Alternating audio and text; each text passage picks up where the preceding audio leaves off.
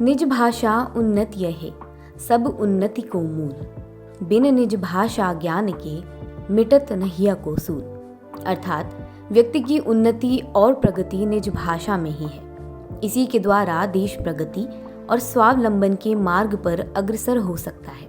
ये शब्द हैं भारतेंदु हरिश्चंद्र के। 14 सितंबर 1949 भारत की संविधान सभा ने हिंदी को नवगठित राष्ट्र की आधिकारिक भाषा के रूप में अपनाया, जिसके बाद साल 1953 में पहली बार हिंदी दिवस मनाया गया। उसके बाद से ही हर साल 14 सितंबर को हिंदी दिवस मनाया जा रहा है। प्रसार भारती ने हिंदी दिवस के मौके पर हिंदी भाषा और उसके महत्व को लेकर राष्ट्रीय न्यायिक अकादमी भोपाल के निदेशक और मद्रास उच्च न्यायालय के पूर्व न्यायाधीश न्यायमूर्ति अमरीश्वर प्रताप शाही से बातचीत की। चलिए सुनते हैं उन्होंने क्या कहा।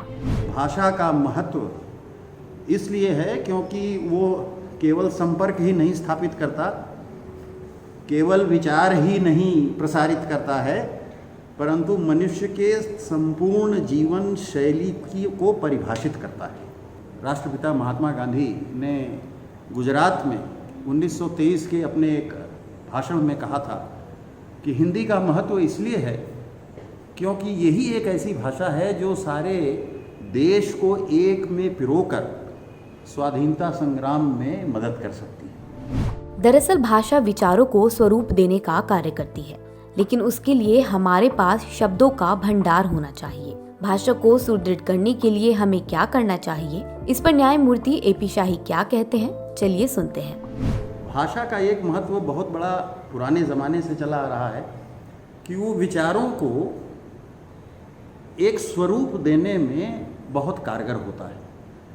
तो उस भाषा की जानकारी होना, अब कैसे करें, मैं जहाँ भी था वहाँ पर जितने अच्छे शब्दकोश हैं उनकी स्थापना, चाहे वो इलाहाबाद रहा हो, चाहे पटना रहा हो, चाहे मद्रास रहा हो।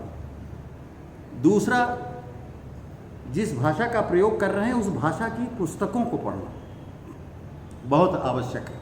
लेकिन कौन सी पुस्तकें पढ़ें? मेरा अपना अनुभव ये है, कविता और साहित्य, इससे बढ़ कर के प्रबलता आपके विचारों में और कोई चीज़ नहीं ला सकती है। उसका कारण है, बहुत सीधा कारण है, साहित्य और कविता और संगीत भी, जो कि कविता का ही एक दूसरा स्वरूप है, ये जीवन के हर पल को, चाहे वो उत्कृष्ट हो चाहे निम्न हो, सब को परिलक्षित करता है। और न्यायिक पद्धति, जो हमारी पद्धति है, न्याय जीवन को रेगुलेट करता है। तो आप हो या न्यायिक पद्धति हो या कोई भी पद्धति हो, चूँकि वो जीवन को रेगुलेट करता है, इसलिए साहित्य और कविता का जो स्थान है उसको आप ये मान करके चलें कि आपका जो काम है उसके अलावा भी इसको पढ़ना आवश्यक है। आज की भागदौड़ भरी जिंदगी में सभी लोग एक दूसरे से प्रतियोगिता कर रहे हैं। ऐसे में भाषा हमारी किस प्रकार मदद करती है, इस पर उन्होंने हमें बताया।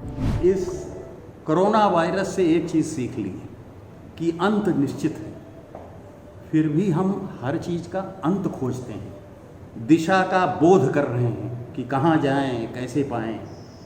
क्या हमारा भी यही अंत होगा? अंत का खोज, जैसे मैं पहुँचा हूँ, क्षमा कीजिएगा, मैं भदभदा विश्राम घाट के बगली में हूँ, तो अंत की खोज, समाज में जो ये व्यवस्थाएं बनी हुई हैं, जो प्रतियोगिता हो गई है, छोटे छोटे बच्चे जिस तरह के प्रश्न कर रहे हैं, उसमें ये बहुत ज़रूरी है कि आप अपनी भी भाषा को मजबूत करें, क्योंकि बहुत सी परिस्थितियों को समझाने के लिए आपके पास शब्द नहीं होते। और आप कहते हैं रोज़, बच्चा ऐसा सवाल कर देता है, अब इसको कैसे समझाएं?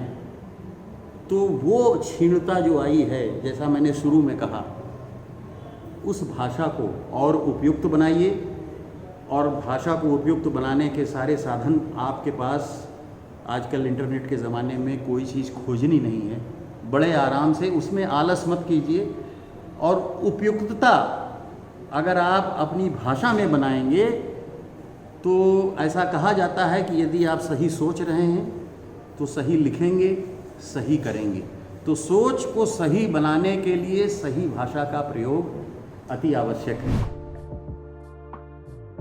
महात्मा गांधी कहते थे कि हृदय की कोई भाषा नहीं है, हृदय हृदय से बातचीत करता है और हिंदी हृदय की भाषा है।